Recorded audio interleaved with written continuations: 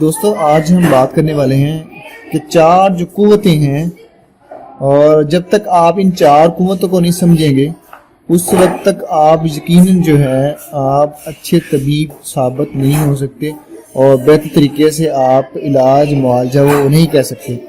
اب یہ چار قوتیں ہیں، جس طرح قوت ماسکہ ہے، قوت ہاضمہ، قوت قابضہ اور قوت دافعہ۔ اب اگر ان چار قوتوں کو آپ سمجھ لیں گے تو یقیناً آپ اچھے معالج جو ہیں وہ ثابت ہو سکتے ہیں۔ یہاں پہ ایک بات میں واضح کرتا چلوں، جس طرح ہم کہتے ہیں کہ دوا کسی بھی مرض میں جب کوئی مریض مبتلا ہوتا ہے تو وہ دوا اس کو دی جاتی ہے، ایک طبیب جو ہے اس کو دوا دیتا ہے، چونکہ جس طرح تعریف ہوتی ہے طبیب کی اور طبیعت کی، یہ یہاں پہ واضح کرتا چلوں۔ اب ایک طبیب جو ہوتا ہے اس کا کام یہ ہوتا ہے کہ طبیعت کو سمجھ کے اس کی دوا دینا، یعنی کہ اصل میں طبیب کا کام طبیعت کی معاونت کرنا ہوتا ہے، اور یہ طبیعت جو ہے بیسیکلی یہ منحصر ہوتی ہے ان چار قوتوں میں۔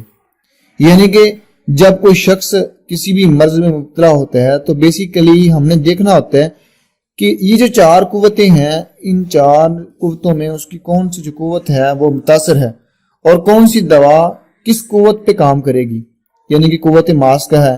اب قوت ماسک کا کام یہ ہوتا ہے کہ جسم میں یعنی کہ کوئی چیز آپ استعمال کرتے ہیں، کھانا کھاتے ہیں یا کچھ بھی غذا جو ہوتی ہے جسم کا حصہ بنتی ہے، قوت ماسک کا کام یہ ہوتا ہے کہ اس کو روکے رکھنا، اور کتنی دیر تک روکے رکھنا ہے یہ بڑی اہم بات ہے۔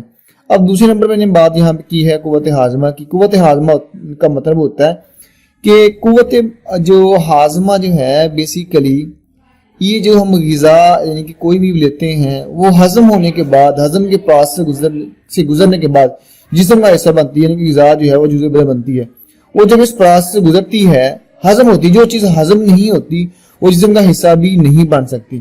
اس طرح قوت قابضہ ہے، یعنی کہ قوت قابضہ کا مطلب جو روکنے والی قوت ہے، یعنی کہ کن چیزوں کو روکنا ضروری ہے، کن کو نہیں روکنا، کون سی چیزیں ایسی باڈی میں ہیں جو اریٹیشن پیدا کریں گی، وہ جسم سے اس کو نکالنا ہے یا نہیں، یعنی کسی چیز کو روکنا ہے، یہ قوت قابضہ کا کام ہوتا ہے۔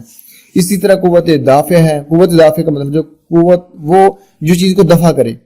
اب ہم نے یہ کیٹاگرائز کرنا ہوتا ہے کہ کون سی ادویات کن کن قوتوں پہ کام کرتی ہیں اور کون سی ادویات سے کن قوت کو بڑھا کے جو کم ہے اس کو ٹھیک کر کے جو ہے ہم دوا سے فائدہ لے سکتے ہیں۔ دوسری بات یہاں پہ واضح کرتا چلوں، ایک قوت کے متاثر ہونے سے باقی قوتیں جو متاثر ہو رہی ہوتی ہیں، فرض کیجئے یہاں پہ ہم بات کرتے ہیں قوت ہاضمہ جو ہے۔ اب اگر قوت ہاضمہ متاثر ہوگی تو یقیناً جو باقی تین قوتیں ہیں وہ بھی متاثر ہوں گی۔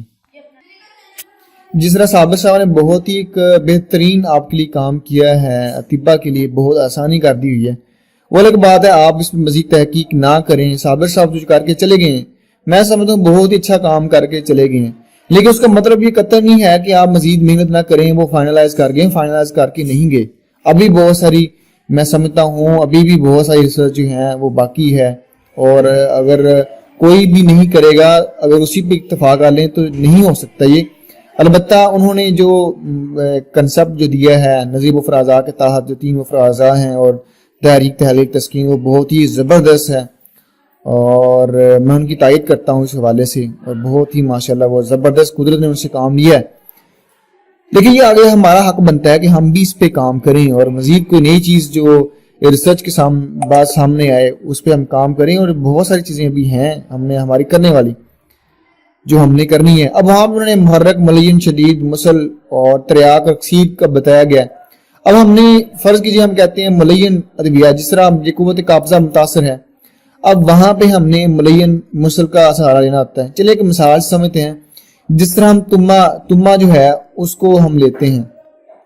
اب تمے کا فنکشن کیا ہوتا ہے؟ اب کوئی بھی چاہے میڈیسن ہے، ان کی پوٹینسی کے حساب سے اس جو قوت ہوتی ہے ادویات کی وہ کام کرتی ہے، اور ہماری قوت اس سے متاثر ہو رہی ہوتی ہے۔ اور یہ نہیں ہے کہ آپ کوئی بھی دوا لیں اور کہیں کہ اس کے یہ فوائد ہیں اور مریض کو دے دیں اور اس کی جان کے لالے پاڑ دیں مریض کی، اس کو نقصان ہو جائے، تو یہ غلط بات ہے کہ کوئی بھی جو دوا جب دیتے ہیں وہ اس کے فوائد پڑھ کے کسی کو نہ دیں، وہ اس کو الٹا اس کو نقصان ہوتا ہے۔ اور اس طرح بہت سارے کیسز بھی سامنے آئے ہیں، آپ اگر منہ اٹھا کے ایسے اس کو دے دیں گے اس کے فوائد پڑھ کے تو یقیناً مریض کو نقصان اٹھانا پڑے گا اور اس کا اندیشہ جو ہے وہ زیادہ ہوگا، اور آپ کے لیے بھی یہ بات جو ہے نقصان دہ ہے کہ اگر کسی کو ویسے ہی آپ دوا دیں، چیزوں کو سمجھیں گے، یقیناً آپ کو کافی حد تک جو ہے نا समझने में आसानी होगी। तो मैं बात कर रहा था, अगर फर्ज कीजिए हम यहाँ पे तुम्हे की मिसाल लेते हैं। अब तुम्हा जो है कलील मिकदार में दिया जाए तो कुव्वत काबजा काम करती है वहां पे, यानी कि बतौर कुव्वत काबजा जो है वो उसको एक्टिवेट करता है। अगर थोड़ी सी मिकदार उसकी बढ़ा दी जाए तो मतलब वो बतौर मलयन काम करेगा। मलयन यानी कि कुव्वत, अब जिस तरह ये कुव्वत मास का कहा था उसने रोके रखना है, अब उसको मुआवना देगा। अब उसकी और अगर मिकदार बढ़ा दी जाए तो वो मुसल तक उसकी कंडीशन जो है वो चली जाती है। यानी कि कुव्वत दाफिया जो है, ये कुव्वत दाफिया का मतलब होता है अगर ये बढ़ जाए तो जिस्म में ये होता है कि जिस्म के अंदर कोई चीज रुकती नहीं है, यानी कि पेशाब पसीना वगैरह ज्यादा आएगा और जिस तरह कैब वगैरह आना शुरू हो जाए, मोशन आ जाते हैं। कुव्वत दाफिया जब बड़ी हो, और बेसिकली इन कुव्वतों के मुतासर होने से जो है ये बाकी कुव्वत जो है बढ़ेगी। ये इनकतन नहीं है कि ये कुव्वत मुतासर हो रही है और बाकी नहीं हो चुकी, ये पूरा एक सिस्टम है। और जब ये कुव्वतें बिल्कुल ठीक तरह से काम कर रही होती हैं, हम समझते हैं एक शख्स जो है बिल्कुल तंदुरुस्त है, तो उसका मतलब है कि उसकी जो कुव्वतें हैं वो सारी की सारी ठीक काम कर रही हैं। अब एक कुव्वत को समझते हुए हम बाकी कुव्वतों को भी समझ सकते हैं और कौन सी अद्वियात किन किन कुव्वतों पे काम करती हैं। अब वो अद्वियात आप उसको समझ लें। फर्ज कीजिए एक शख्स की जो कुव्वत हाजमा जो वो ठीक नहीं है, तो यकीनी बात है उसकी जो बाकी जो कुव्वत मास्का और कुव्वत काबजा और कुव्वत दाफिया भी मुतासर होंगी। अगर यानी कि मेन हम देखना है कि कहाँ पे मसला आ रहा है। अब उस कुव्वत को बढ़ा दी, यानी कि उस कुव्वत की मुआवनत कर दी। जिस तरह मैंने शुरू में बात की कि तबीब जो है वो तबीयत को समझते हुए ही दवा दे रहा होता है। दवा कभी भी किसी मर्ज को खत्म नहीं करती। दवा का सिर्फ काम ही होता है कि उसकी तबीयत की मुआवनत करना है, बाकी हमारी बॉडी नहीं सारा के सारा काम करना होता है। अब यहाँ पे दोस्तों मैंने अलग अलग इनको कैटेगराइज कर किया हुआ है, जिसमें आप देख सकते हैं कुव्वत हाजमा कौन से अद्वियात जो हैं कुव्वत हाजमा पे काम कर रहे हैं। इसमें जिसके अंदर जो है हाजमा अद्वियात हैं, जिसमें अजवाइन है, पुदीना है, अदरक है, या इस तरह की बाकी जो अद्वियात होंगी वो बेसिकली ये हैं, ये सारी की सारी होंगी जिसको हम गुद्दी तहरीक हम बोलते हैं। ये वो हो सकती हैं उमूमन जो कुव्वत हाजमा पे काम करती हैं। इसके अलावा कुव्वत काबजा जो है, कुव्वत काबजा में हाबस अद्वियात होती हैं जिनके अंदर फटकड़ी है, हरड़ बरियाँ करदा, ठीक है, आमला भी हो सकता है इसके अंदर, माई माजू, ये इस तरह की बहुत सारी हाबस अद्वियात हैं। ये कुव्वत काबजा को बढ़ाती हैं। इसी तरह कुव्वत दाफिया उसके अंदर सारी की सारी जो मुलयन और मुसल चीज़ें हैं वो आती हैं।